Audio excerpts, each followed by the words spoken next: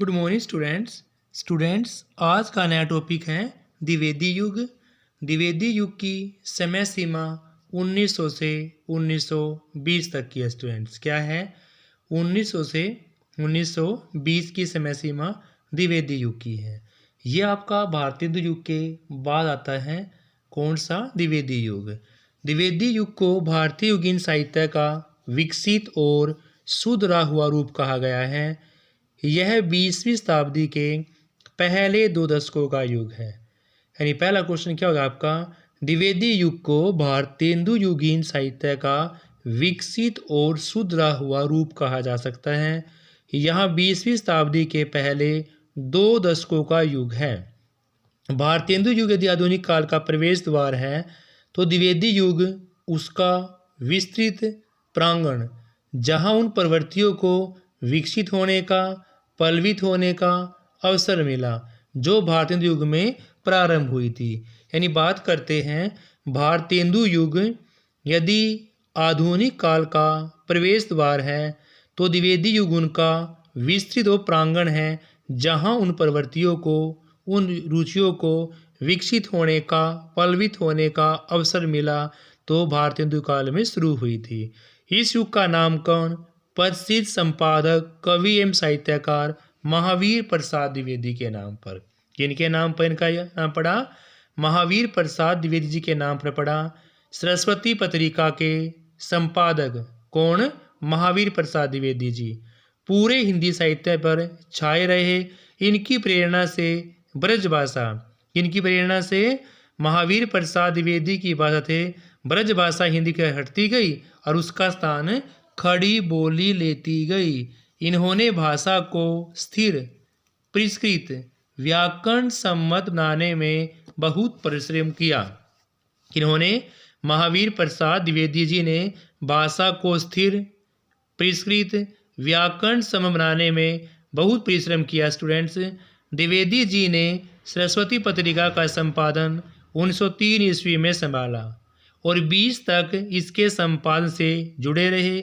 इनकी समय सीमा 3 से 20 के बीच में मानी जाती है। द्विवेदी युग कहा जाता है। इसी पत्रिका के माध्यम से द्विवेदी जी रचनाकारों के एक बड़े समुदाय को खड़ी बोली में, यानी कि इस युग के, द्विवेदी जी के युग के रचनाकारों ने एक बड़े समुदाय को खड़ी बोली में लिखने हेतु प्रेरित किया कि अब जो काव्य है वो खड़ी बोली में लिखा जाएगा। द्विवेदी जी को हम जागरण सुधार काल भी कह सकते हैं, क्योंकि देखो भारतीय हिंदू काल का नाम था पुनर्जागरण, लेकिन जागरण सुधार काल किसका आ गया? फिर द्विवेदी युग का नाम आ गया। इस युग के अधिकांश कवियों ने द्विवेदी जी के दिशा निर्देशों के अनुसार काव्य की रचना की। इनके प्रमुख कवि कौन कौन से थे? मैथिलीशरण गुप्त, सिया राम शरण, हरियोध, राम नरेश त्रिपाठी, रामचित उपाध्याय और नाथूराम शर्मा शंकर। यानी स्टूडेंट्स, द्विवेदी काल के जो कवि हैं उनमें से प्रमुख आपके मैथिलीशरण गुप्त। कौन है स्टूडेंट्स भाई? मैथिलीशरण गुप्त। फिर आपके सियाराम शरण गुप्त आते हैं, फिर हरियोध आते हैं, फिर राम नरेश त्रिपाठी जी, और फिर है रामचरित उपाध्याय। नेक्स्ट नाथूराम शर्मा शंकर। कुछ कवि ऐसे ही माने गए हैं जो द्विवेदी जी के अनुशासन में नहीं थे, फिर भी कविता कर रहे थे। यानी कि द्विवेदी जी के अनुशासन में ना रहकर भी कविता कर रहे थे। इन कवियों को स्वच्छतावाद कवि कहा गया है, जो लीक से हटकर लिखते हैं। जिस चीज़ को हर एक कवि लिख रहा है उससे हटकर लिखना, उससे अलग होकर लिखना ही क्या कहलाएगा? आपका समझतावादी कवि कहलाएगा। जैसे श्रीधर पाठक, मुकुटधर पांडे, लोचन प्रसाद पांडे, जगन्नाथ रत्नाकर और सत्यनारायण कवि रतन। ये 5 ऐसे कवि हैं जो आपके समझतावाद के कवि कहे जाते हैं। कौन कौन से? श्रीधर पाठक हैं, मुकुटधर पांडे हैं, लोचन प्रसाद पांडे और जगन्नाथ रत्नाकर और सत्यनारायण कवि रतन। आइए स्टूडेंट, सबसे पहले हम कर लेते हैं आचार्य महावीर प्रसाद द्विवेदी जी के विषय में। तो इनके जन्म की बात करते हैं 1864 में, मृत्यु 1938 में। स्टूडेंट्स, आचार्य महावीर प्रसाद द्विवेदी जी का जन्म 1864 में, मृत्यु 1938 में। इनका जन्म रायबरेली के दौलतपुर ग्राम में हुआ। इनका आचार्य महावीर प्रसाद द्विवेदी का जन्म रायबरेली के दौलतपुर ग्राम में हुआ। साहित्य सेवा हेतु द्विवेदी जी ने रेलवे की नौकरी को छोड़कर, किसकी? रेलवे की नौकरी को छोड़कर सरस्वती पत्रिका का संपादन कार्य संभाला। इन्होंने महावीर प्रसाद द्विवेदी ने रेलवे की नौकरी को छोड़कर सरस्वती पत्रिका का संपादन कार्य संभाला और 20 ईस्वी तक इसका संपादन किया। खड़ी बोली को एक नई दिशा देकर इसका विकास किया। द्विवेदी जी की काव्यम कृतियाँ हैं काव्य मंजूषा 1903 में, कान्यकुब्ज अपला विलाप 1907 में और कविता कलाप है 1909 में। काव्य मंजूषा 1903 में है स्टूडेंट्स, कान्यकुब्ज और अपला विलाप 1907 में और कविता कलाप 1909 में। फिर है सुमन 1923 में और द्विवेदी काल की बात करते हैं। द्विवेदी काव्यमाला 1940 में, सुमन 1923 में, द्विवेदी काव्यमाला 1940 में। अनुदीत काव्य भी लिखा गया इनके द्वारा।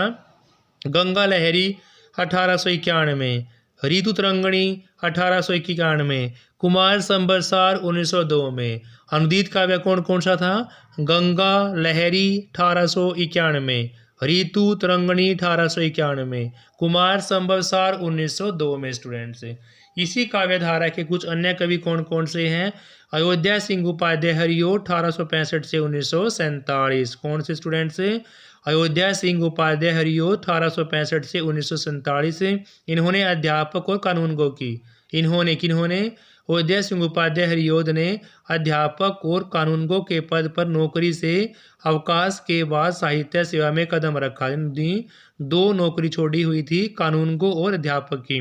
अखिल भारतीय हिंदी सम्मेलन में अध्यक्ष भी रहे। अयोध्या सिंह उपाध्याय हरिओद की बात करते हैं 1865 से 1947। इन्होंने अध्यापक और कानूनगो के पद पर नौकरी से अवकाश के बाद साहित्य की सेवा में कदम रखा। अखिल भारतीय हिंदी साहित्य सम्मेलन के अध्यक्ष भी रहे। प्रिय प्रवास खड़ी बोली में रचित महाकाव्य है, खड़ी बोली का प्रथम महाकाव्य है। प्रिय प्रवास की बात करें 1914 में, पद्म परसून 1925 में, चुभते चोभते चोखे चोभते 1932 में है, रस कलश 1940 में, वैदेही वनवास 1940 में। देखो स्टूडेंट्स, प्रिय प्रवास 1914 में, पद्म परसून 1925 में, फिर 1932 में दो हैं, चुभते चोभते चोखे चोभते। कौन से? 1932 में। रस कलश 1940 में, वैदेही वनवास 1940 में। दो 40 में, दो 32 में, एक 14 में और 21 में 25 में स्टूडेंट्स। वैदेही वनवास राम कथा पर, वैदेही वनवास किस पर है? राम कथा पर आधारित ग्रंथ है। रस कलश एक रीति ग्रंथ है स्टूडेंट्स, रस कलश रीति ग्रंथ। क्या रखना आपको? रस कलश अयोध्या सिंह उपाध्याय हरिओद का एक रीति ग्रंथ है। राय देव प्रसाद पूर्ण 1868 से 1915, राय देवी प्रसाद पूर्ण 1868 से 1915। देशभक्ति पूर्ण 52 कुंडलियों की रचना पूर्ण द्वारा की गई थी। देशभक्ति पूर्ण 52 कुंडलियों की रचना पूर्ण द्वारा की गई। काव्यम कृतियाँ मृत्युजय 1904 में, राम रावण विदो 1906 में, स्वदेशी कुंडल 1910 में, वसंत वियोग 1912 में स्टूडेंट्स। काव्यम कृतिया की बात करते हैं तो मृत्युंजय 1904 में, राम रावण विरोध 1906 में, स्वदेशी कुंडल 10 में, बसंत वियोग 1912 में। रामचरित उपाध्याय की बात करते हैं 1872 से 1938। कौन स्टूडेंट्स? रामचरित उपाध्याय 1872 से 1938। काव्यम कृतियाँ राष्ट्र भारती, देवदूत, देवसभा, विचित्र विवाह, रामचरित चिंतामणि, सुक्ति मुक्तावली। राष्ट्र भारती, देवदूत, देवसभा, विचित्र विवाह, रामचरित चिंतामणि, सुक्ति मुक्तावली। रामचरित चिंतामणि इनका एक प्रबंध काव्य है। रामचरित चिंतामणि रामचरित उपाध्याय का एक प्रबंध काव्य है। द्विवेदी के अनुसार में खड़ी बोली में काव्य रचना की। द्विवेदी के अनुशासन में खड़ी बोली में काव्य की रचना की। सुक्ति मुक्तावली एक नीतिपरक काव्य है। सुक्ति मुक्तावली एक नीतिपरक काव्य है स्टूडेंट्स। फिर है आपका गया प्रसाद शुक्ल स्नेही। गया प्रसाद शुक्ल स्नेही 1883 से 1972। गया प्रसाद शुक्ल स्नेही जी 1883 से 1972 हैं। इन्होंने राष्ट्र प्रेम की कविताएं त्रिशूल के नाम से ही लिखी। किन्हें? गया प्रसाद शुक्ल स्नेही ने, जिसका जीवन काल 1883 से 1972 हैं। इन्होंने राष्ट्र प्रेम की कविताएं त्रिशूल उपनाम से लिखी। स्नेही जी ने सुकवि नामक पत्रिका का संपादन भी किया। काव्यम कृतियों की बात करते हैं। कृषक, कुंदन, प्रेम, पच्चीसी, राष्ट्रीय, वीणा, त्रिशूल, तरंग, करुणा, कादम्बनी। यानी स्टूडेंट्स, गया प्रसाद शुक्ल स्नेही का जीवन काल 1883 से 1972 ईस्वी है। इन्होंने राष्ट्र प्रेम की कविताएं त्रिशूल नाम से रची हैं। स्नेही जी ने सुकवि नाम पत्रिका का संपादन कार्य किया था। काव्यम कृतियों की बात करते हैं। कृषक, कुंदन, प्रेम, पच्चीसी, राष्ट्रीय, वीणा, त्रिशूल, तरंग और करुणा, कादम्बनी। रामरेख त्रिपाठी की बात करते हैं। 1889 से 1962 रामरेख त्रिपाठी जी सरस्वती पत्रिका से उत्साहित होकर काव्य रचना को रचने लगे। कौन? रामरेख त्रिपाठी जी सरस्वती पत्रिका से उत्साहित होकर काव्य रचना लिखने लगे। इनकी समय सीमा 1889 से 1962 है। 1889 से 1962। इन्होंने वानर नामक पत्र का संपादन भी किया। काव्यम कृतियों में मिलन 1917 में, पथिक 1920 में, मानसी 1927 में, स्वपन 1929 में। अगर हम बात करते हैं मिलन की 1917 में, पथिक 1920 में, मानसी 1927 में और स्वपन की बात करते 1929 में। मानसी में त्रिपाठी जी की देशभक्ति रचनाएं हैं स्टूडेंट्स, और रामरेख त्रिपाठी जी काव्य की विशेषता है देशभक्ति और उसका प्रकृति चित्रण। तो स्टूडेंट्स, द्विवेदी युगीन की यह क्लास ये खत्म होती है। कल हम द्विवेदी युगीन काव्य की विशेषताएं पढ़ेंगे। Thank you students, have a nice day. Please like share class.